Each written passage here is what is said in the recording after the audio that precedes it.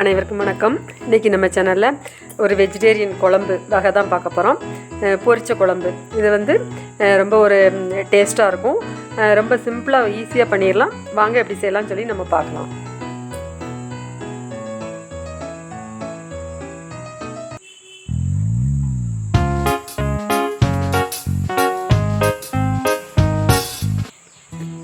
இப்போ இந்த பொரிச்ச குழம்பு பண்ணுறதுக்கு ஃபஸ்ட்டு ஒரு மசாலா தயார் பண்ணணும். இதுக்கு மிளகா வத்தல், நான் ஒரு 4 பேர் சாப்பிட்ற மாதிரி அளவு சொல்கிறேன். ஒரு 7-8 மிளகா வத்தல், காரத்துக்கு தக்கன கூடவோ குறைச்சி எடுத்துக்கோங்க. 7-8 மிளகா வத்தல் எடுத்துருக்கேன். அப்புறம் 1 ஸ்பூன் ஜீரகம், அப்புறம் ஒரு 1.5 ஸ்பூன் உளுத்தம்பருப்பு, அப்புறம் 1 ஸ்பூன் அரிசி, நார்மல் புழுங்கல் அரிசி, சாப்பாட்டு அரிசி, இது தனியாக எடுத்து வச்சுக்கிடணும். அதுக்கப்புறம் தேங்காய் துருவல் கொஞ்சமாக ஒரு 5 ஸ்பூன் 6 ஸ்பூன் வர மாதிரி தேங்காய் துருவல் எடுத்து வச்சுக்கணும். இப்போ இது எல்லாமே நம்ம வானலியில் வறுக்க போகிறோம். ஃபஸ்ட்டு இந்த அரிசி, அப்புறம் அந்த உளுத்தம்பருப்பு, அப்புறம் இந்த ஜீரகம், இதெல்லாம் நம்ம ஃபஸ்ட்டு கொஞ்சம் லைட்டாக ட்ரையாக நம்ம எண்ணெய்லாம் விடாமல் லைட்டாக வறுத்து விடணும். அது வறுக்கும்போது அந்த அரிசிலாம் பொரிஞ்சதுக்கு அப்புறமா நம்ம அடுத்து கொஞ்சம் மிளகாய் வத்தல் ஆட் பண்ணி நம்ம அதில் கொஞ்சம் எண்ணெய் விட்டுக்கலாம். இப்போ எண்ணெய் விட வேண்டாம். இதை இது கொஞ்சம் நல்லா வாசம் வரத மாதிரி வறுத்துக்கோங்க. கொஞ்சம் பொரிஞ்சு வரட்டும். இது அளவு 4 பேருக்கு தக்கன இந்த அளவு. உங்களுக்கு கூடுதலாக அளவு வேணால் நீங்கள் எல்லா பொருளுமே கூடுதலாக எடுத்துக்கோங்க. காரம் ஓரளவு இது மீடியமாக தான் இருக்கும் காரம்.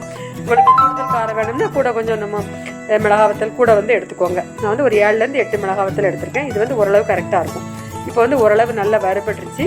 அதுக்கப்புறம் நம்ம மிளகா வத்தல் போட்டுட்டு இதில் கொஞ்சம் இந்த மிளகா வத்தல் கொஞ்சம் வறுபடுறதுக்காக கொஞ்சம் லைட்டாக ஆயில் விட்டுக்கலாம். அதில் கொஞ்சம் எண்ணெய், நீங்கள் குக்கிங் ஆயில் நார்மலாக எதுனாலும் நீங்கள் யூஸ் பண்ணிக்கலாம். அதையும் விட்டுட்டு அதை கொஞ்சம் நல்லா வறுத்துக்கோங்க.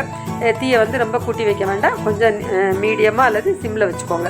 ஏன்னா மிளகா வத்தல் கறிக்கிறோம், அதனால் சிம்மில் வச்சுக்கோங்க. அதுக்கப்புறம் சிம்மில் வச்சுட்டு அதுக்கப்புறம் தேங்காய் துருவல் போட்டுருங்க. தேங்காய் துருவல் போட்டுட்டு ஒரு 2 நிமிஷம் 3 நிமிஷம் வதக்கினா போதும். ரொம்ப தேங்காய் துருவல் ரொம்ப ட்ரை ஆகணும்னு தேவையில்லை. ஒரு 2லேருந்து ஒரு 3 நிமிஷம் மட்டும் லைட்டாக அந்த ஹீட்லேயே வதக்கிட்டு அதுக்கப்புறம் அடுப்பை ஆஃப் பண்ணிடுங்க. அப்புறம் அதே போதும். அதுக்கப்புறம் கொஞ்சம் நல்லா ஆறணும். நல்லா ஆறுனதுக்கப்புறம் நம்ம மிக்சியில் போட்டு அதை நல்ல பவுடராக நம்ம அரைச்சிக்கிடணும். இப்போ ஓரளவு வறுத்து எல்லாமே ரெடி ஆகிடுது. இப்போ மிக்சி ஜாரில் போட்டுட்டு நல்லா ஆறுனதுக்கப்புறம் அரைங்க. சூட்டோடு போடக்கூடாது. நல்லா ஆறுனதுக்கப்புறம் அந்த மிக்சி ஜாரில் போட்டுட்டு நல்லா அதை ஒரு நல்ல ஃபைன் பவுடராக நம்ம அரைச்சி வச்சுக்கிடணும். இது ஒரு பக்கம் இருக்கட்டும். இதுக்கு லாஸ்ட் தான் நம்ம இந்த குழம்புல ஆட் பண்ணணும். இது திரித்து தயாராக வச்சுக்கோங்க. இப்போ அந்த மசாலா பவுடர் ரெடி ஆகிட்டு இப்போ நான் இப்போ சிறுபருப்பு, பாசிப்பருப்பு எடுத்திருக்கேன். இதுக்கு ஒரு 100 கிராம் 150 கிராம் அளவு இருக்கும். நீங்கள் தோரம்பருப்புலையும் பண்ணலாம். அது தோரம்பருப்பு நல்லா தான் இருக்கும். நான் பாசிப்பருப்பில் பண்ணியிருக்கேன். உங்களுக்கு தோரம்பருப்பு, பாசிப்பருப்பு எதுனாலும் பண்ணிக்கலாம். கொஞ்சோண்டு மஞ்சள் தூள் போட்டுட்டு அதை நல்லா குழைவாக வேக வச்சுக்கிடணும். நான் பாத்திரத்துலேயே தான் வேக வச்சுருக்கேன். நீங்கள் குக்கர்லனாலும் நீங்கள் வேக வச்சுக்கோங்க. கொஞ்சம் மஞ்சள் தூள் போட்டுட்டு கொஞ்சம் தண்ணி விட்டுட்டு நல்லா வேக வச்சுட்டு நல்லா இந்த மாதிரி குழைவாக நம்ம பருப்பு அது நல்லா வேக வச்சுக்கிடணும்.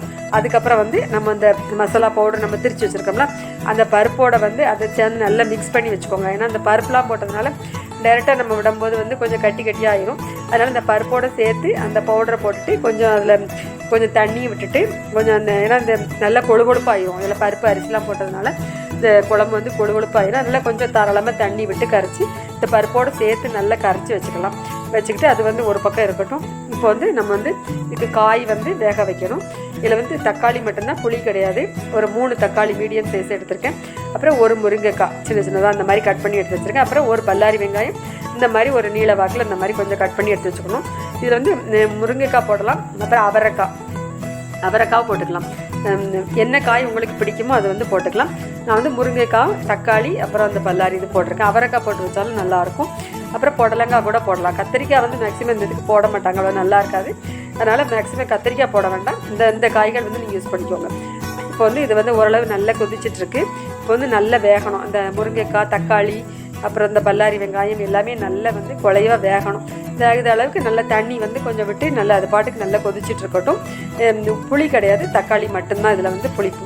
அதுக்கப்புறம் உப்பு, குழம்புக்கு தேவையான அளவு நீங்கள் உப்பு போட்டுக்கோங்க. கல் உப்பு போட்டிருக்கேன். நீங்கள் டேபிள் சால்ட்டோ கல் உப்பு எதுனாலும் போட்டுக்கோங்க.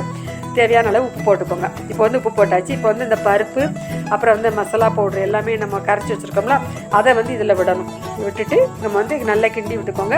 கிண்டி விட்டுட்டு நல்லா ஓரளவு மீடியமில் வச்சுட்டு ஒரு 10 நிமிஷம் நல்லா கொதிக்கட்டும். இந்த பச்சை வாசனைலாம் போகணும். அதனால் ஒரு 10 நிமிஷம் கொதிக்கட்டும். இந்த பருப்பு அரிசிலாம் போட்டதுனால வந்து குழம்பு வந்து கொழுகொழுப்பு கொடுக்கும். நீங்கள் தண்ணி வந்து பார்த்துக்கிட்டு விட்டுக்கோங்க. ரொம்ப கொழுகொழுப்பாக இருந்துச்சுன்னா கொஞ்சம் தண்ணி விட்டுக்கோங்க. நீங்கள் அந்த தண்ணி கூடுதலாக குறைச்சா நீங்கள் பார்த்து விட்டுக்கோங்க. அதுக்கப்புறம் வந்து இது தாளிக்க போகிறோம். இதுக்கு வந்து வெங்காயம்லாம் போட்டு தாளிக்க வேண்டாம். கொஞ்சம் எண்ணெய் விட்டுக்கோங்க. குக்கிங் ஆயில் எதுனாலும் யூஸ் பண்ணிக்கலாம். அதுக்கப்புறம் அதில் வந்து கொஞ்சோண்டு கடுகு உளுத்தம் பருப்பு, அப்புறம் கொஞ்சம் கருவேப்பிலை, இது மட்டும் போட்டுட்டு அந்த தால்சத்தை வந்து இந்த குழம்பு கொதிச்சுட்டு இருக்கும்போது அதில் வந்து விட்டுருங்க.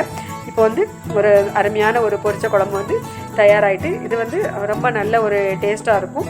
இந்த ஜீரகம் அந்த உளுந்தம்பருப்பு அதெல்லாம் போட்டதுனால ஒரு வாசமாக நல்லாயிருக்கும். அதனால் எல்லாருமே இது வந்து சூடாக சாதம் வச்சு இந்த குழம்பு ஊற்றி சாப்பிடும்போது ரொம்ப ஒரு டேஸ்ட்டாக இருக்கும். கொஞ்சம் விருப்பப்பட்டவங்க நெய் போட்டு சாப்பிட்டா கூட ரொம்ப நல்லாயிருக்கும். அதுக்கப்புறம் கொஞ்சமாக மல்லித்தழை கொஞ்சம் கழுவி கடைசியில் ஆஃப் பண்ணதுக்கு ஒரு 2 நிமிஷத்துக்கு முன்னாடி குட்டி குட்டியாக கட் பண்ணி அதை வந்து அதில் அப்படி மேலாட்டல் தூவி விட்டுருங்க. இப்போ வந்து ஒரு அருமையான ஒரு பொரிச்ச குழம்பு வந்து தயாராகிட்டு. எல்லோரும் கண்டிப்பாக இந்த ரெசிபியை ட்ரை பண்ணி பாருங்கள். நம்ம சேனல் பிடிச்சிருந்ததுன்னா லைக் பண்ணுங்கள், கமெண்ட் பண்ணுங்கள், ஷேர் பண்ணுங்கள், சப்ஸ்கிரைப் பண்ணுங்கள். நன்றி.